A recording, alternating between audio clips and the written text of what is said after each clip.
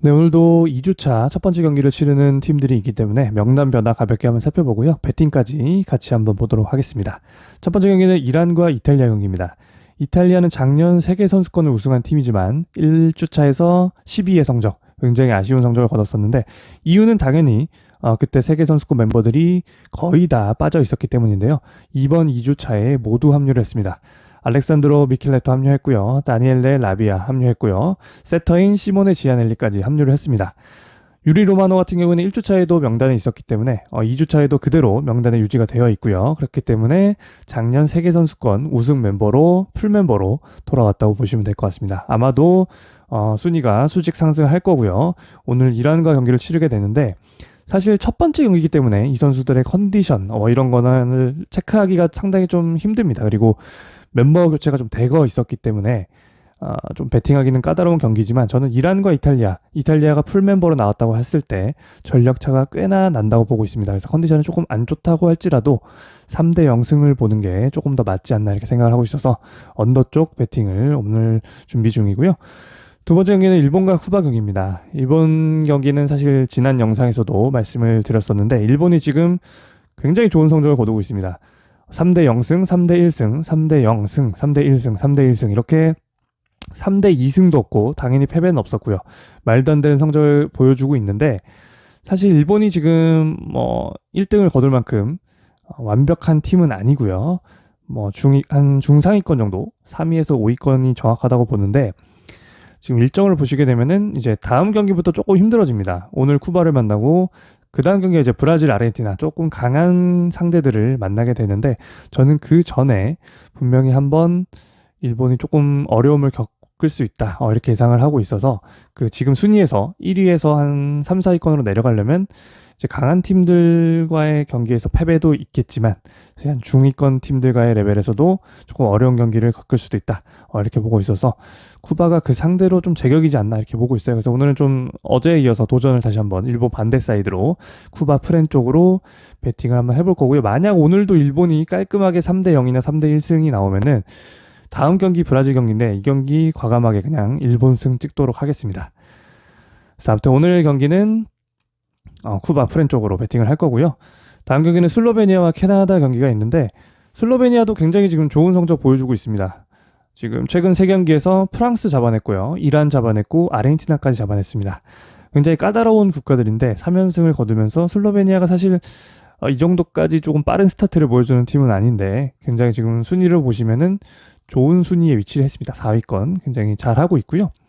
근데 슬로베니아가 이렇게 잘하다가 이제 불가리아 좀 약체에게 3대 0으로 지는 이런 팀입니다. 그래서 확실히 이 3연승 이후에 또 깔끔한 경기를 이어갈지에 대해서는 좀 의문을 가지고 있고 사실 캐나다와 슬로베니아 팀 칼라가 굉장히 유사합니다. 그래서 이런 경기는 좀 오바 쪽으로 가는 게 가장 좀 좋을 것 같아서 오바 쪽 생각하고 있고요.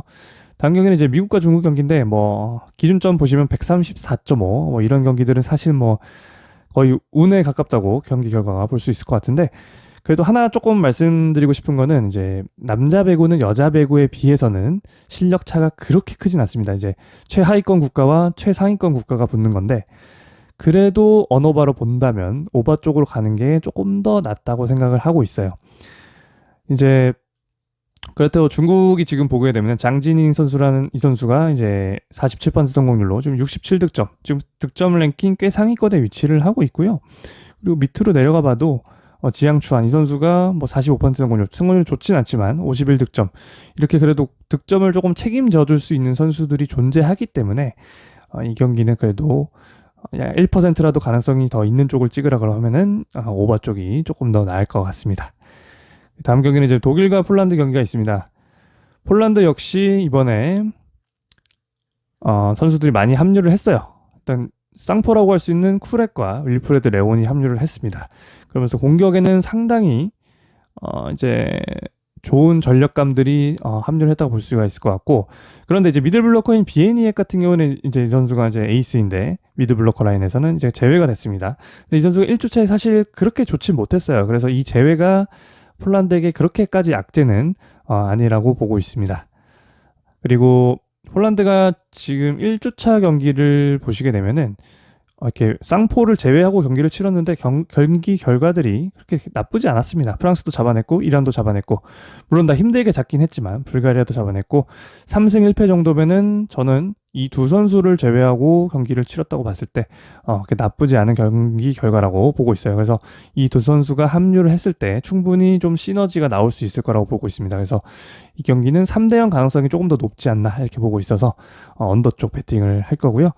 마지막 이제 아르헨티나와 프랑스 경기가 있는데 사실 이 경기는 어제 그 미국과 세르비아 경기랑 굉장히 좀 유사하다고 보고 있습니다. 아르헨티나가 어떤 국가를 만나던 2.5세트 핸디를 받을 정도의 레벨은 아니라고 보고 있어서 이거는 그냥 무조건 아르헨티나 프랭 갈 거고요. 사실 역배까지도 소액 가볼 만하다고 생각을 하고 있습니다. 참고로 이제 프랑스 같은 경우는 장 페트리 이제 에이스급 선수인 이 선수 합류를 했고 트레버 클레베노 이 선수도 합류를 했습니다. 근데 이제 은가페는 합류를 하지 못하면서 이제 완전체까지라고는 조금 보기 힘들고요. 그래도 좋은 공격수 2명이 합류를 했다. 이렇게 보시면 될 것 같아요. 근데 프랑스 같은 경우는 이제 1주차 이제 득점 내역을 좀 보면은 지금 가장 많은 득점을 올린 선수가 이제 파우레테오 이 선수인데 61득점 올려줬고 50% 성공률 나쁘지 않았어요. 근데 이 선수가 명단에서 제외가 됐습니다. 물론 이제 2명의 좋은 공격수가 들어오기 때문에 제외가 된 것이지만 역시 가장 잘하던 공격수가 빠졌기 때문에 어느 정도 프랑스는 조금 새로운 멤버들이 합류를 함에 따라서 약간은 좀 삐걱거릴 수도 있다. 이렇게 보고 있습니다. 그리고 어쨌거나 은가페가 들어오지 않았기 때문에 약간의 빈틈은 있다고 봅니다. 그래서 말씀드렸던 대로 이 경기는 아르헨티나 프렌 생각하고 있고요. 그리고 소액 역배까지도 한번 찍어볼 생각입니다. 오늘도 경기가 많은데요. 좀 본인과 잘 맞는 그런 경기들을 잘 골라서 건승하셨으면 좋겠습니다. 감사합니다.